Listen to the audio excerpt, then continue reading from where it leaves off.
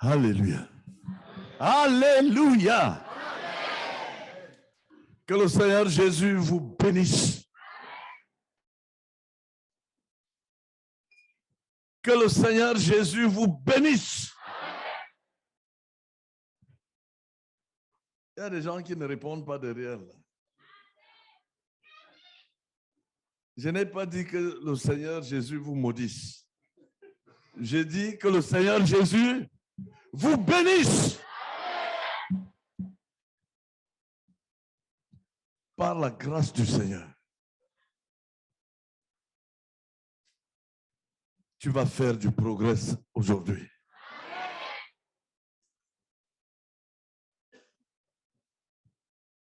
La différence entre toi maintenant et toi à la fin sera tellement grande.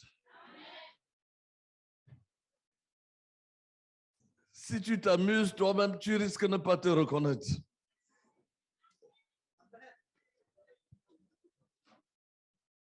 Le frère Zach disait, il ne faut pas beaucoup de temps pour que Dieu change un homme, pourvu que la puissance à l'œuvre soit celle d'en haut. Prions ensemble et dis, Saint-Esprit béni, visite-moi.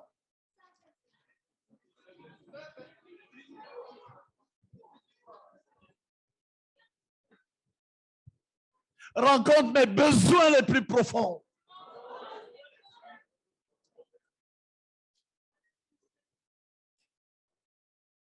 Alléluia.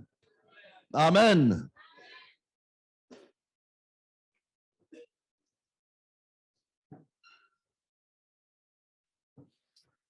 Merci beaucoup. Nous avons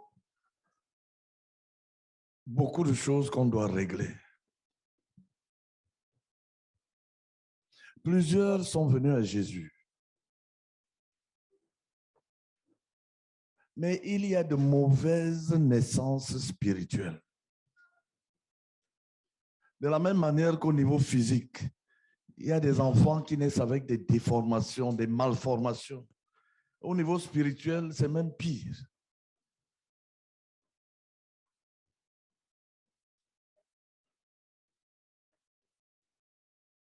Si quelqu'un est en Christ,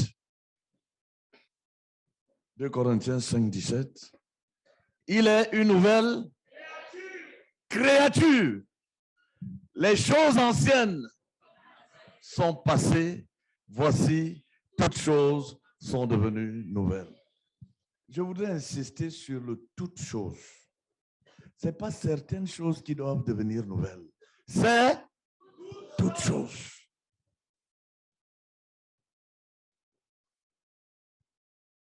Normalement, quand quelqu'un est né correctement, sans déformation, sans malformation, cette personne, il y a des signes qui montrent que quelqu'un est bien né.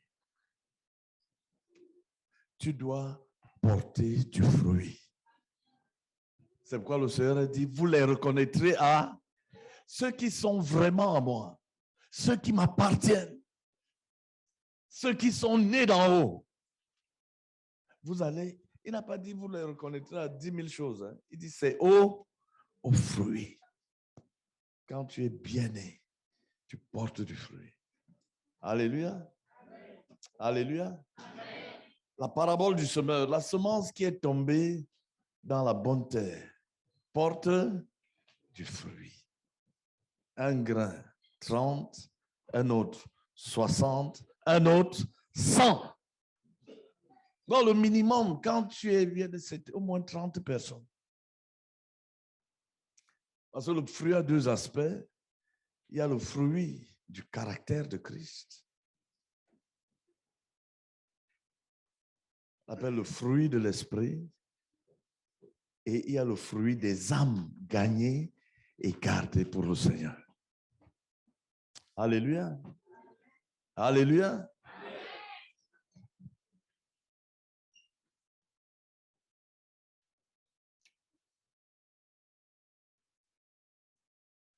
Ma prière est que le Seigneur te donne d'être attentif intérieurement.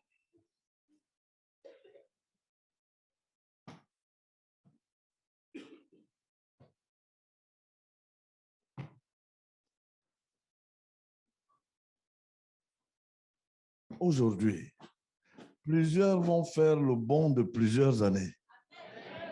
Alléluia. Ton progrès de 3, 4, 5 ans, tu vas le faire en un jour. C'est pourquoi la Bible dit qu'à ses yeux, un jour, c'est comme 1000 ans et 1000 ans. Ça veut dire qu'en un jour, le Seigneur peut faire quelque chose qui normalement devrait prendre 1000 ans. Alléluia. Mais il faut qu'il trouve un cœur bien disposé. Alléluia. Vous savez ce que c'est qu'un cœur bien disposé? C'est un cœur qui est prêt à faire tout ce qui lui est révélé comme étant la volonté de Dieu.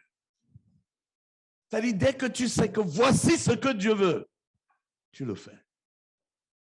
Tu as un cœur bien disposé. C'est des gens, la volonté de Dieu même lui est révélée, ben c'est la bagarre. Il lutte. Non, ce n'est pas un cœur bien disposé. Donc, nous allons prier. Alléluia. Dis pour que dise au Seigneur, Seigneur, je dispose mon cœur.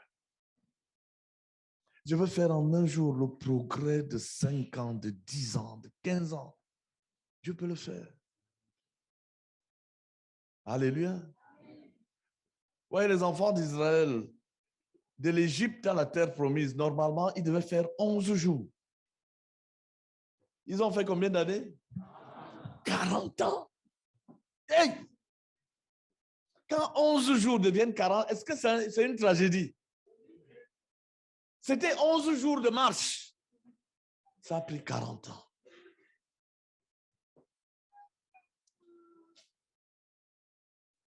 Donc, prions. Si tu as un cœur bien disposé, alléluia, le Seigneur va faire quelque chose de radical. Un travail rapide. Et la réalité, c'est qu'il n'y a pas de temps à perdre. Le diable est en train de courir. Il court dans toutes les directions parce qu'il sait qu'il lui reste peu de temps.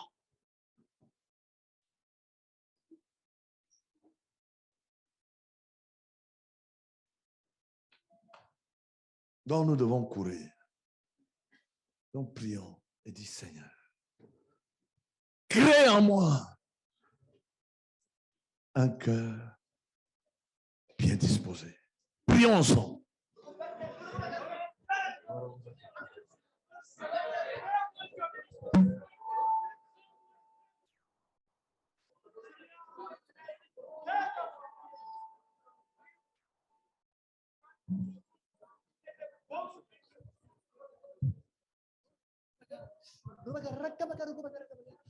Père, je prie au nom de Jésus-Christ. Oh Dieu, un homme peut faire en un instant le progrès d'une dizaine d'années et devenir pertinent dans cette génération. Père, je dispose mon cœur, Seigneur. Je me dispose à l'intérieur à coopérer avec toi, Seigneur, à tous les niveaux. Et toute réclamation sur ma vie, je céderai à l'instant même où ton esprit parlera. Seigneur, je me dispose totalement, esprit à mes corps, pour coopérer avec toi, afin que cela que tu attends de nous, le but que tu nous as donné, très rapidement s'accomplisse. Oh, pour précipiter ton retour. Et je prie pour chacun d'entre nous, Seigneur. Toi qui avais ouvert l'esprit des disciples sur le chemin de Maïs. Oh, viens agir nos cœurs, afin que chacun ici, ce jour, soit bien disposé pour coopérer avec toi, Seigneur, afin que tu obtiennes cela que tu veux de chacun de nous. S'il te plaît, Seigneur. Au nom de Jésus-Christ. Amen. Seigneur, il y a quelque chose que tu veux produire aujourd'hui au milieu de nous. Je prie que personne ne passe à côté, Seigneur. Crée en chacun de nous un cœur bien disposé. Seigneur, nous prions pour des cœurs qui comprennent, Seigneur, des oreilles qui entendent et des yeux qui voient spirituellement. Au nom du Seigneur Jésus-Christ, nous renversons les barrières de la distraction et nous imposons le silence et la présence de Dieu au milieu de nous pour être changés, transformés. Viens à nous, Seigneur. Je prie que même le plus Je prie que tu nous accordes des cœurs contrits et brisés et que même le plus petit d'entre nous comprenne tout, Seigneur. Viens à notre secours aujourd'hui encore. Au nom du Seigneur Jésus-Christ. Amen. Amen. Seigneur, je confesse que je suis venu ici pour te rencontrer, Seigneur. Père, je confesse que nous sommes venus ici pour te rencontrer, Seigneur. Mais tout dépend du cœur qu'on te présente, Seigneur. Père, nous prions, oh Dieu. Oh, Seigneur, pour le miracle d'avoir les cœurs bien disposés, Seigneur. Oh Père, je vois que c'est la seule condition que tu attends de nous. Des cœurs bien disposés, des cœurs bien disposés, des cœurs bien disposés. Oh Dieu, ton esprit est disponible pour produire des transformations radicales en nous, Seigneur. Père, je prie, oh Dieu, pour les cœurs bien disposés au milieu de nous. En chacun, en moi, Père, je prie pour qu'en ce jour, Seigneur, le progrès de plusieurs années soit accompli. En chacun, des transformations profondes soient accomplies. En chacun. Et que nous passions ici étant, oh Dieu, étant des personnes totalement différentes. Comme je l'avais pour Saül, après la rencontre avec Samuel, Seigneur. Que nous passions avec un autre esprit, étant des autres hommes, Seigneur, des autres femmes, engagées à ton œuvre, étant équipées pour ton œuvre au nom de Jésus-Christ. Amen. Seigneur, nous sommes là, Seigneur. Seigneur, nous sommes là, Seigneur. Seigneur, je crie au nom du Seigneur Jésus-Christ, afin que tu crées en nous un cœur disposé, Seigneur. Un cœur bien disposé, un cœur prêt à entendre Dieu, un cœur prêt, Seigneur, à faire la volonté de Dieu, un cœur prêt à obéir. Ça, je crie au nom du Seigneur Jésus-Christ, Seigneur, parce que tu as nos cœurs entre tes mains, Seigneur. Je prie, oh Dieu, pour voir ce progrès, Seigneur, de 50 ans, 1000 jours, pour voir ce progrès, Seigneur, de 10 ans, 1000 jours, Seigneur. Seigneur, crée-nous, Seigneur, Dieu. Seigneur, nous sommes là. Crée-nous ce cœur disposé, Seigneur. Disposé pour faire ta volonté, Seigneur. Et de nous de sortir d'ici, Seigneur. À l'état de personnes différentes, à l'état de personnes transformées, à l'état de personnes qui ont fait un progrès, Seigneur, considérable. Et à l'état de personnes, Seigneur, prêt à faire ta volonté, prêt à accomplir ta volonté, prêt à t'obéir, Seigneur, s'il te plaît. Au nom du Seigneur Jésus-Christ. Amen. Prions ensemble, ceux qui veulent prier. Prions ensemble.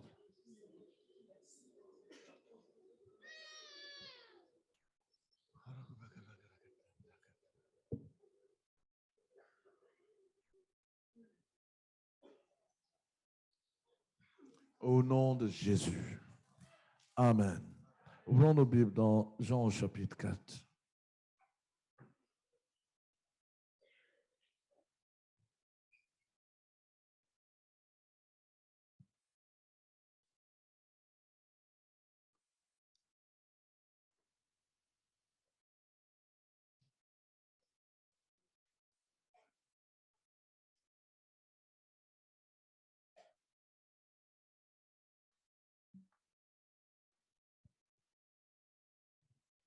Jésus est venu nous sauver.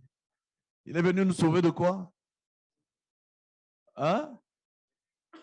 Plus fort. Du péché. Ouais, certains ne sont même pas sûrs de ce dont il est venu nous sauver. Il est venu nous sauver de quoi? Si tu continues de vivre dans le péché, tu es sauvé de quoi?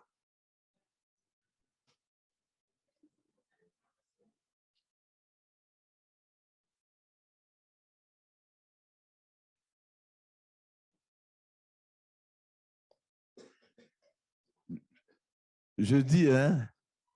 Vous savez, le hein, là, c'est camerounais. Quand on dit je dis, hein? Quand je passe quelque part, j'entends, je dis, hein? Je dis, ça, c'est des Camerounais. Je dis, hein? Bien, les Camerounais à Paris ne parlent pas camerounais. Je dis, hein? Si tu continues de vivre dans le péché, tu es sauvé de quoi? En finir avec le passé, c'est d'abord en finir avec le péché. Nous lisons l'histoire de la femme samaritaine. Une prostituée qui a cru.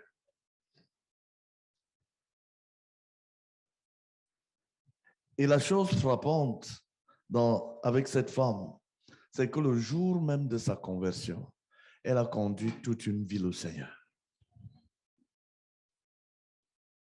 Elle allait puiser de l'eau toute seule parce qu'elle était connue comme une femme de mauvaise vie. Personne ne voulait s'identifier à elle.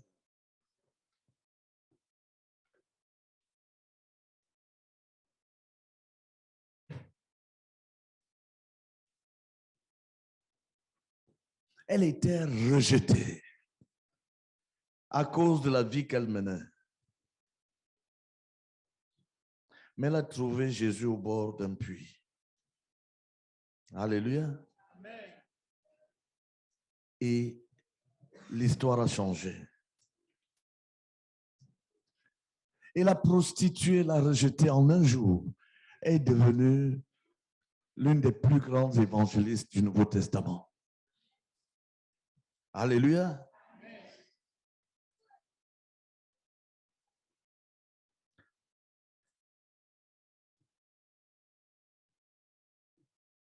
Elle fait partie du top 2 des gagneurs de villes dans la Bible. Il y a Jonas, alléluia, qui a gagné toute une ville. Non, elle a même tapé Jonas parce que Jonas, c'était en 3 jours. Elle, c'était en 1 jour. Parce que la Bible dit que Jonas a fait 3 jours de prédication dans la ville. Mais la femme samaritaine, en 1 jour. Alléluia. Nous allons lire l'histoire. Mon lecteur est prêt, mon coprédicateur. Alléluia. Amen. Parce que nous prêchons ensemble. Tu vas lire.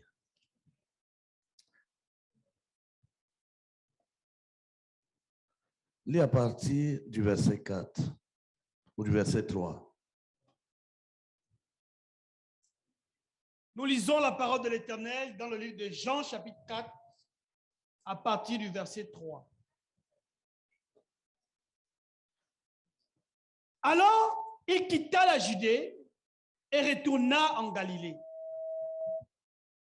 Comme il fallait qu'il passât par la Samarie, il arriva dans une ville de Samarie nommée Sichar, près du champ que Jacob avait donné à Joseph son fils. Là se trouvait le puits de Jacob.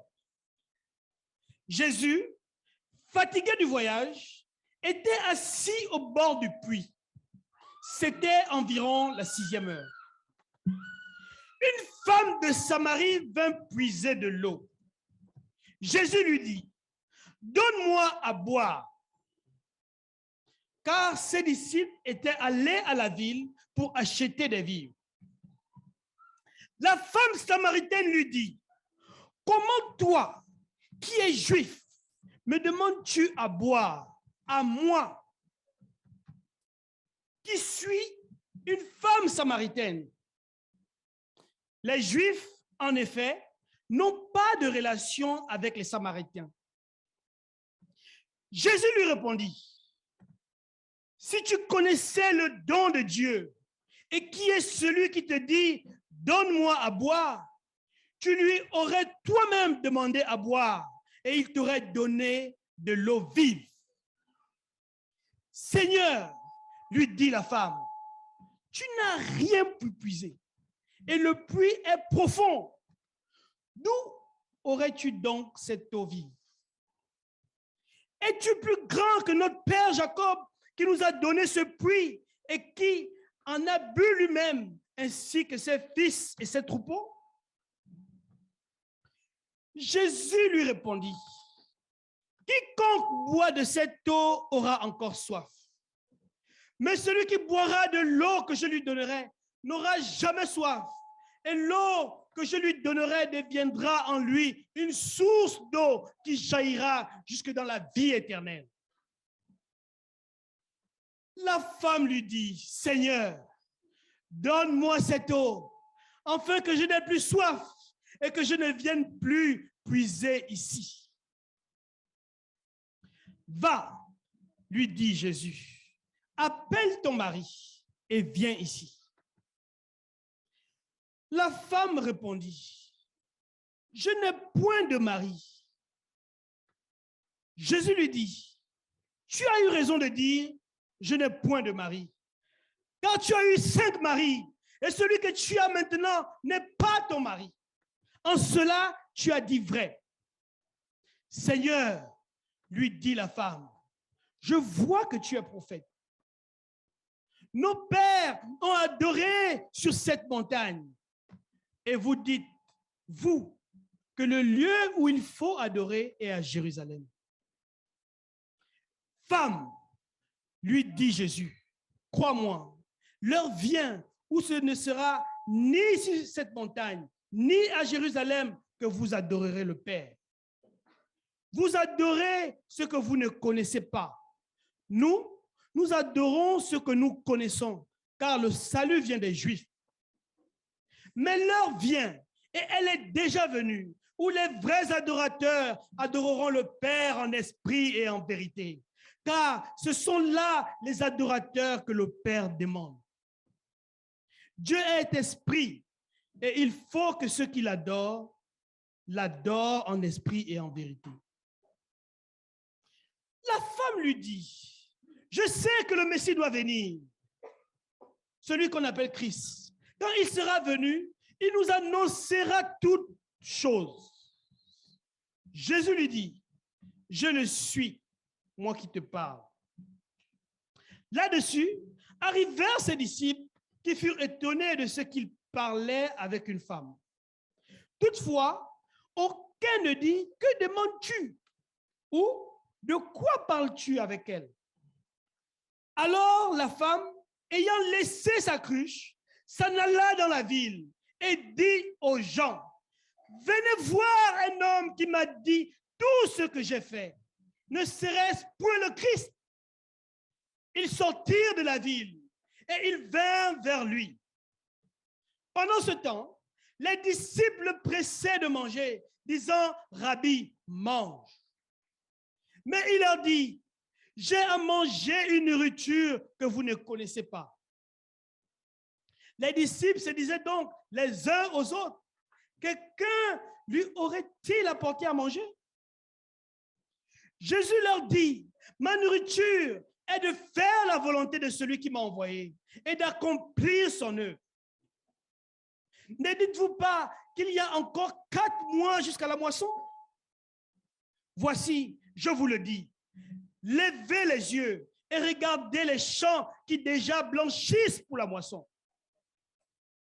Celui qui moissonne reçoit un salaire et amasse des fruits pour la vie éternelle, afin que celui qui sème et celui qui moissonne se réjouissent ensemble. Car en ceci, ce qu'on dit est vrai. Autre est celui qui sème et autre celui qui moissonne. Je vous ai envoyé moissonner ce que vous n'avez pas travaillé. D'autres ont travaillé et vous êtes entrés dans leur travail. Plusieurs Samaritains de cette ville crurent en Jésus à cause de cette déclaration formelle de la femme. Il m'a dit tout ce que j'ai fait. Aussi, quand les Samaritains vinrent le trouver, ils le prièrent de rester auprès d'eux. Et il resta là 2 jours. Un beaucoup plus grand nombre crurent à cause de sa parole. Et il disait à la femme, ce n'est plus à cause de ce que tu as dit que nous croyons, car nous l'avons entendu nous-mêmes. Et nous savons qu'il est vraiment le sauveur du monde. Amen. Alléluia. Amen.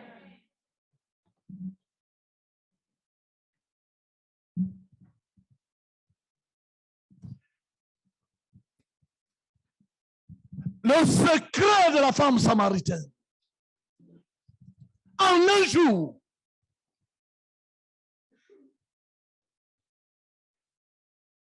quelqu'un qui a regardé cette femme passer, elle est passée toute seule.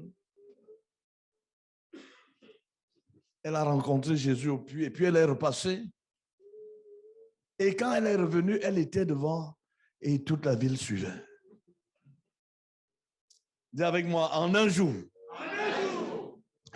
Qu'est-ce qui s'est passé?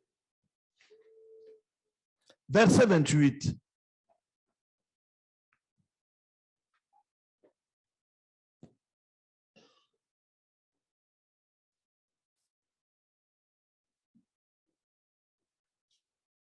Jean 4, verset 28. Verset 28. Alors la femme, ayant laissé sa cruche, s'en alla dans la ville et dit aux gens. C'est là le problème. Parole vivante. Quelqu'un avait une version parole vivante ici. Si on peut afficher, parole vivante.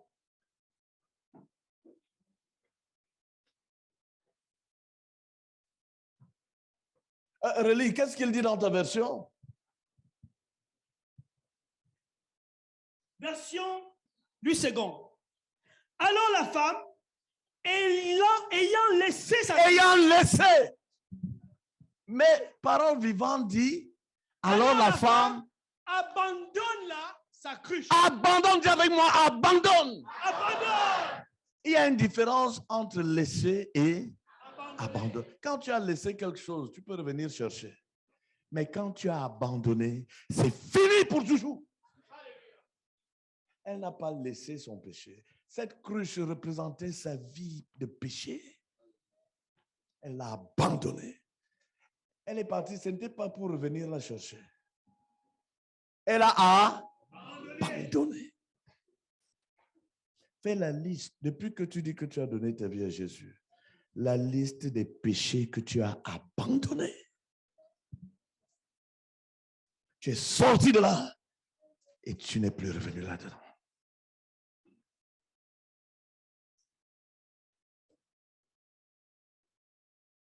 La Bible dit que le chien rentre dans ses vomissures, n'est-ce pas? Puis il mange, il vomit, il revient manger.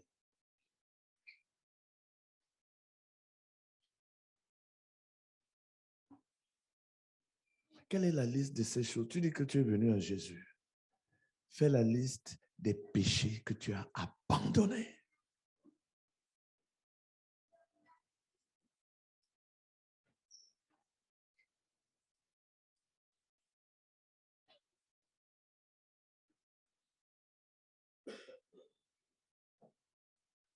Fais la liste.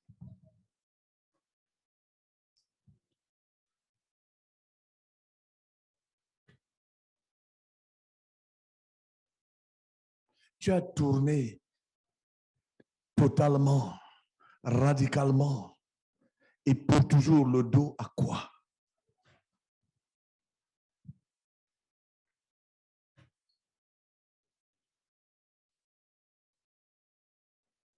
Est-ce que vous me suivez? Vous ne répondez plus. Hein? Non, je comprends qu'il y a des choses qui n'ont pas été abandonnées. Donc, quand tu ne réponds pas là, je comprends le message.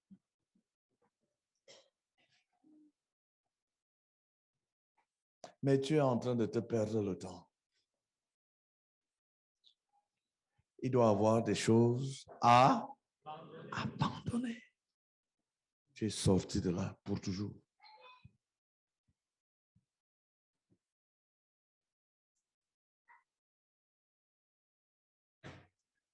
Voilà pourquoi quelqu'un avec qui personne ne voulait s'identifier à elle. Elle revient. Elle parle, les gens écoutent. Elle parle, les gens croient. Elle parle, les gens la suivent. Elle avait changé d'identité. Elle était devenue une nouvelle créature. C'est le péché abandonné qui fait de toi une nouvelle personne. Personne n'était là pour lui dire, bon, écoute, est-ce que ce n'est pas toi la prostituée qui... Quelqu'un lui a rappelé ça? Non, elle avait changé d'identité. Elle était devenue une nouvelle personne. En un jour,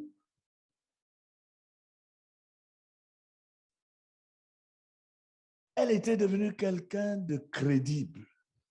Elle parlait, on lui donnait du crédit.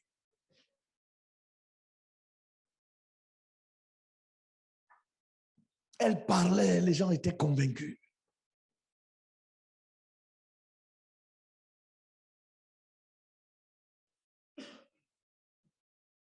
Quand on lit dans Parole vivante, relis.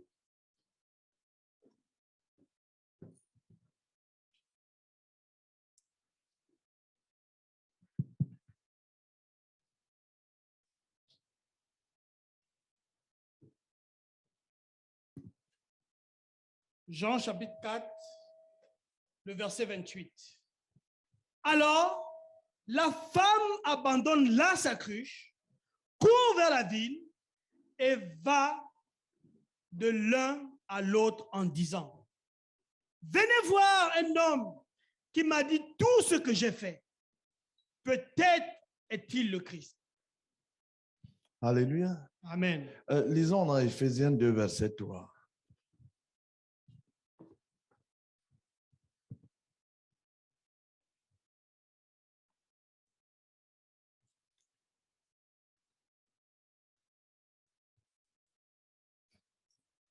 Nous lisons la parole de l'Éternel dans le livre d'Éphésiens, chapitre 2, le verset 3. Nous tous aussi, nous étions de leur nombre, et nous vivions autrefois selon les convoitises de notre chair. Alléluia. Autrefois, dans le passé, il y a un passé. Autrefois, nous vivions dans les convoitises. Marchions selon nos convoitises. Est-ce que dans ta vie, il y a un autrefois? Alléluia. Amen. Lis Galates. Non, lis d'abord Romains 11, verset 30.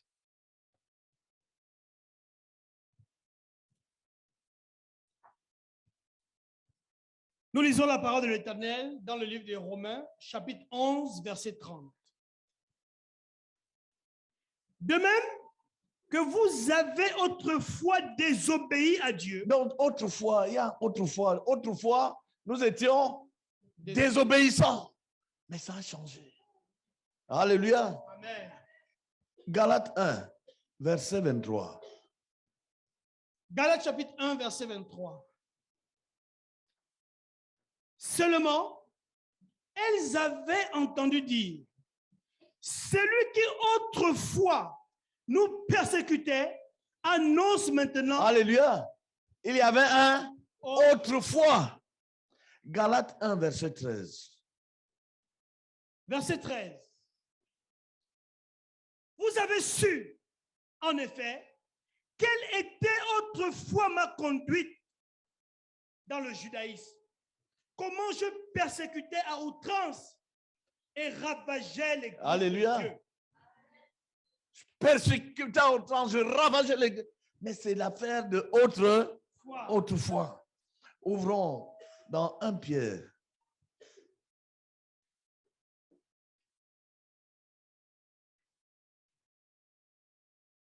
Non, nous allons d'abord lire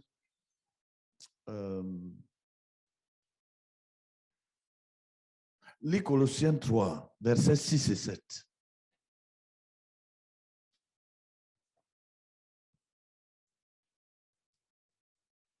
Nous lisons la parole de l'Éternel dans le livre de Colossiens, chapitre 3, versets 6 et 7.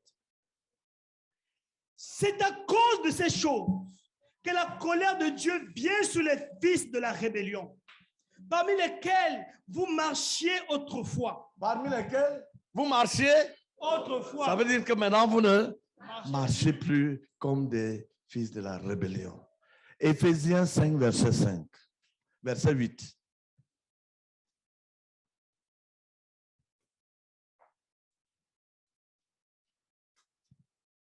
Nous lisons la parole de l'Éternel dans le livre d'Éphésiens, chapitre 5, verset 8. Autrefois, vous étiez ténèbres, et maintenant vous êtes lumière dans le Seigneur.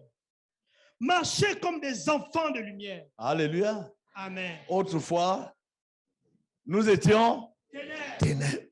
Maintenant, nous sommes devenus lumière.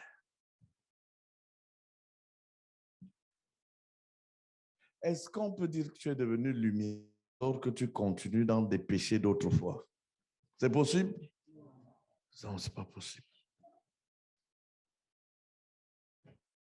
La femme samaritaine a abandonné son péché. Alléluia. Alléluia.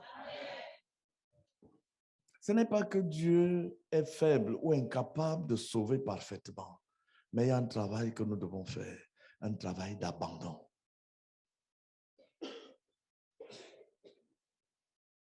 L'abandon parle d'un certain radicalisme.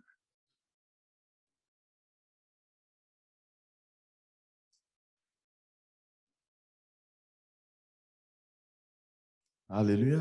Amen. Alléluia. Amen.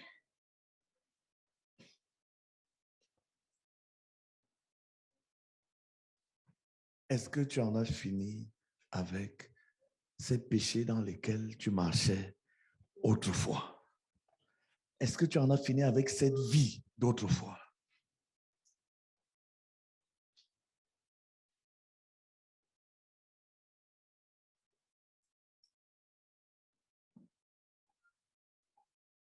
Il y a beaucoup de choses à dire là-dessus. J'aimerais qu'on lise dans Jacques au chapitre 4, à partir du verset 7.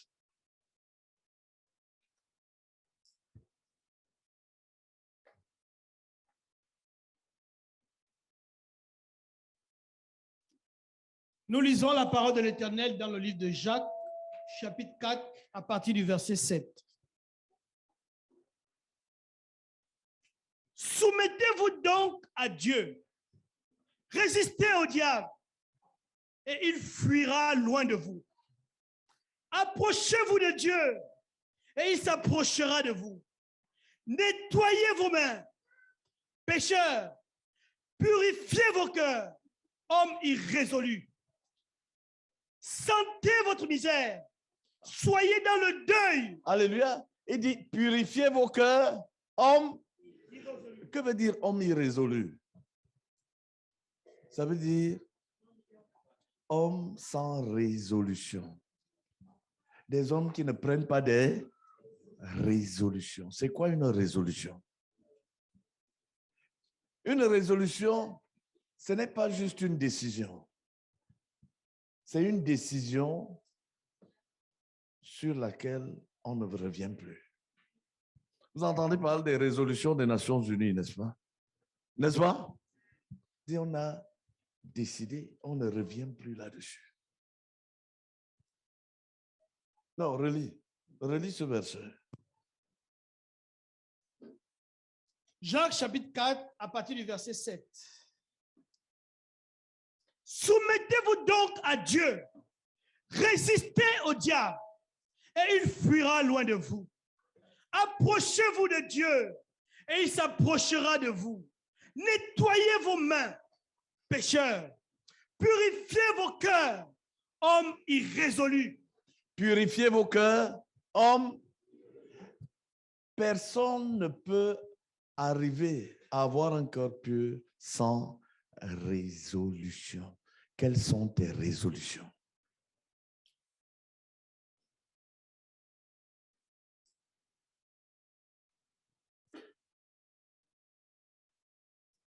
Tu dois prendre des résolutions. Cette affaire-ci, ça finit aujourd'hui et je ne reviens pas là-dessus.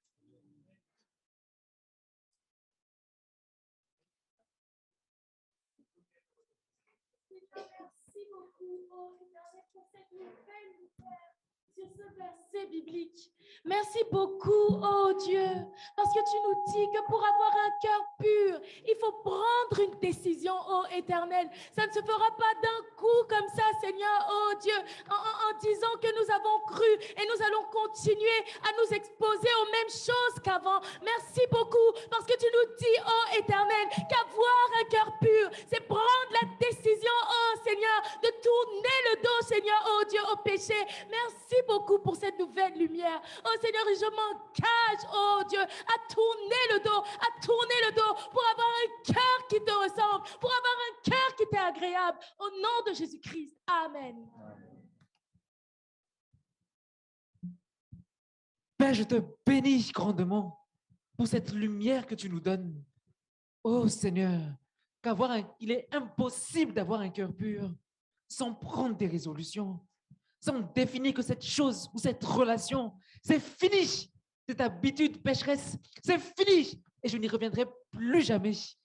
Oh Seigneur, si tu me le demandes, c'est que je suis dans la capacité de le faire parce que tu n'exiges jamais rien de moi que je sois incapable de faire. Oh Seigneur, merci infiniment. Je me saisis de cette parole. Oh, je la grave en moi. Oh Seigneur, et je te bénis parce que c'est possible d'avoir un cœur pur. Reçois la gloire au nom de Jésus-Christ. Amen.